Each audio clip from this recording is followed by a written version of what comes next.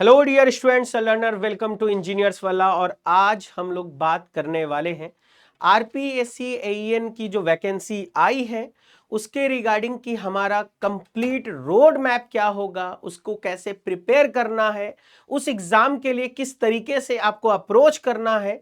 आज हम लोग यही डिस्कस करने वाले हैं। दैट इज कि आरपीएससी एईएन 2024 का कंप्लीट रोड मैप हम लोग डिस्कस करने वाले हैं कि हमें कैसे पढ़ना है, कहां से पढ़ना है, किस सब्जेक्ट को कैसे पढ़ना है, ये सारा डिस्कशन हम लोग करने वाले हैं।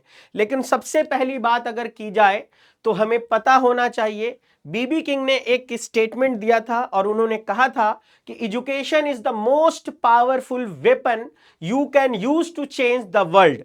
तो इसी अप्रोच के साथ हम लोग आगे बढ़ते हैं और सबसे पहले हम लोग बात करेंगे कि आरपीएससी एईएन की जो वैकेंसी आई है इसका क्या डिटेल है। तो आपको पता होगा कि नंबर ऑफ वैकेंसीज आपको पहले भी डिस्कस की गई है कि नंबर ऑफ वैकेंसीज कितनी थी, 1014 थी। आपको ये 5400 ग्रेड पे की वैकेंसी है, यानी ये एक बहुत ही अच्छा वैकेंसी है और सबसे बड़ी बात कि एक गैजेटेड ऑफिसर वैकेंसी है। तीसरी चीज क्या है, एजुकेशन क्वालिफिकेशन क्या मांगा गया है, या तो आप बीटेक होने चाहिए या आप बीई होने चाहिए। Civil, mechanical, electrical and agriculture engineering का इसमें पोस्ट है, बट हम लोग यहां पर मेनली फोकस करेंगे सिविल इंजीनियरिंग पर, मैकेनिकल इंजीनियरिंग पर और इलेक्ट्रिकल इंजीनियरिंग की वैकेंसीज पर। अप्लाई डेट क्या था इसका, 14 अगस्त 2024 से लेकर के इसकी अप्लाई लास्ट डेट थी वो थी 15 सितंबर 2024। शुरू में लास्ट डेट 12 तारीख रखा गया था, लेकिन फिर इसका एप्लीकेशन एक्सटेंड करके 3 दिन बढ़ा करके 15 तारीख को कर दिया गया था। एग्जाम पैटर्न क्या होने वाला है आपका, तो एग्जाम पैटर्न होगा उसमें आपका प्री होगा, फिर मेंस होगा, फिर इंटरव्यू होगा, यानी कि आपको 3 फेज में आपका सिलेक्शन होने वाला है।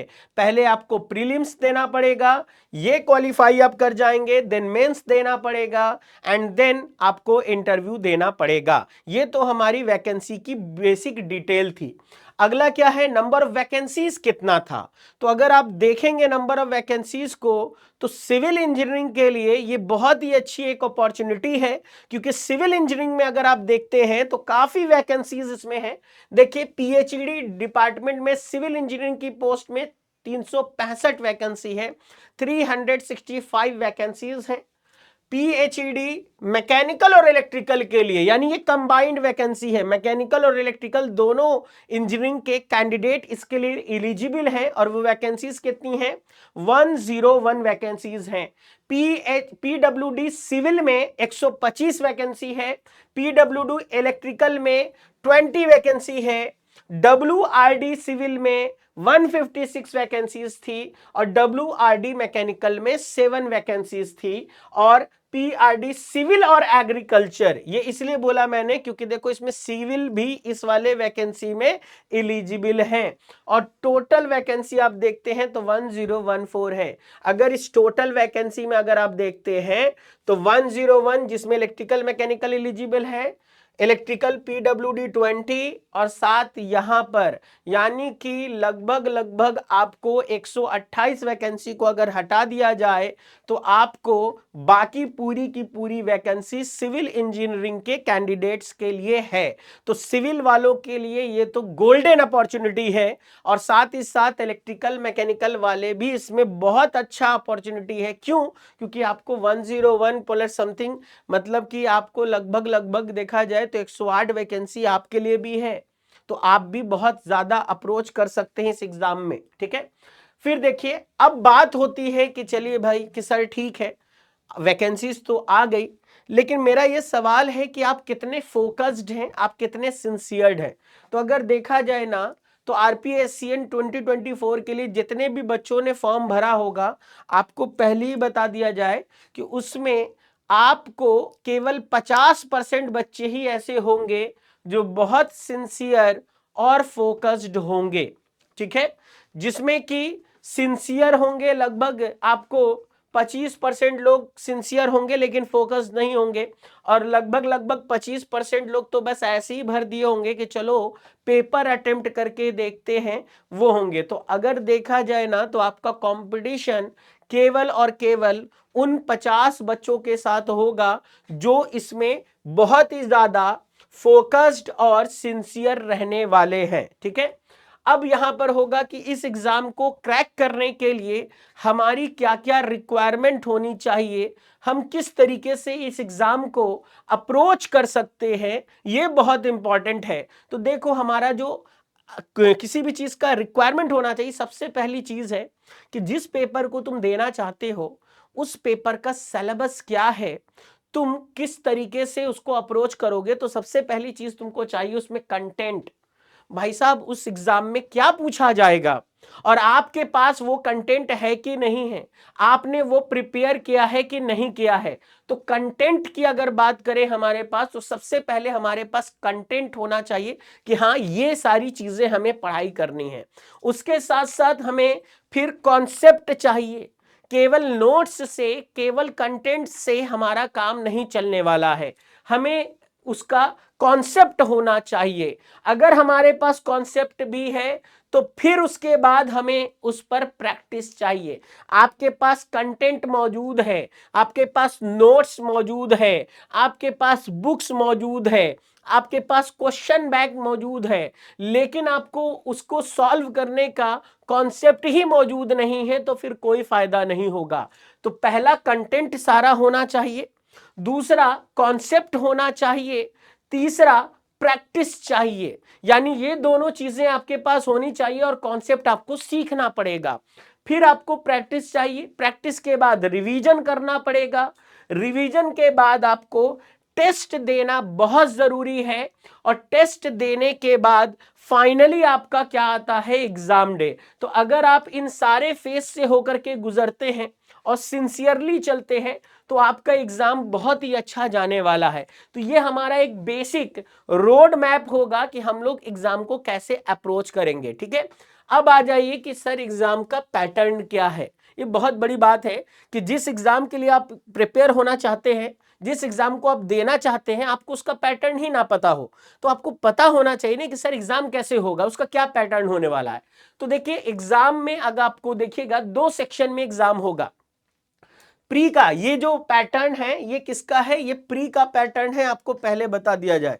तो प्री के पैटर्न में आपको सेक्शन ए जो है, ये पहली देख लो, कंपलसरी पेपर है, ये सबके लिए होगा और ये कॉमन पेपर होगा, जिसमें general knowledge, general science, general knowledge of Rajasthan, उसकी ज्योग्राफी, उसका इकोनॉमी और उसका कल्चर, यानी राजस्थान का स्पेशली ज्योग्राफी, इकोनॉमी, कल्चर और जनरल नॉलेज आपको पता होना चाहिए, क्योंकि ये वैकेंसी राजस्थान की है तो आपको राजस्थान का कल्चर, आर्ट, सारी चीजें पता होनी चाहिए। ये 200 मार्क्स का होगा, 2 घंटे का होगा, और ये कंपलसरी पेपर है सेक्शन ए, ये सब लोगों को देना है, ऑब्जेक्टिव बेस्ड होगा, ठीक है।